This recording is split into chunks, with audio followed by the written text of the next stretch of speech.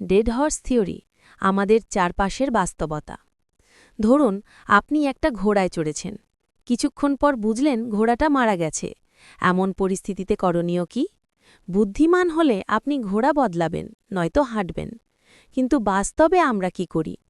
নতুন ডিজাইনের আসন ফিট করি, যেন মরা ঘোড়ায় বসতে সুবিধা হয়। ঘোড়ার খাবারে উন্নতি আনি, যেন মৃত শরীরটা একটু ভালো থাকে, যা ঘোড়াটি জীবিত থাকা অবস্থায় করা হয়নি। ঘোড়ার চালক বদলাই, মনে করি হয়তো নতুন চালকই জাদু দেখাবে। কমিটি গঠন করে মিটিং করি, মাসের পর মাস আলোচনায় ডুবে থাকি কিভাবে মরা ঘোড়ার গতি বাড়ানো যায়। শেষে কমিটি রিপোর্ট দেয়, হ্যাঁ, ঘোড়াটা আসলেই মরে আছে।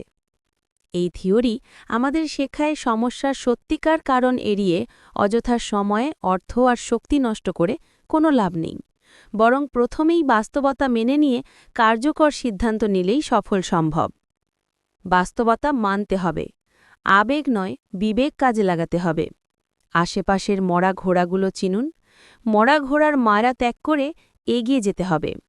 বাস্তবতার নিরিখে কিঞ্চিত পরিমার্জিত এবং সংগৃহীত।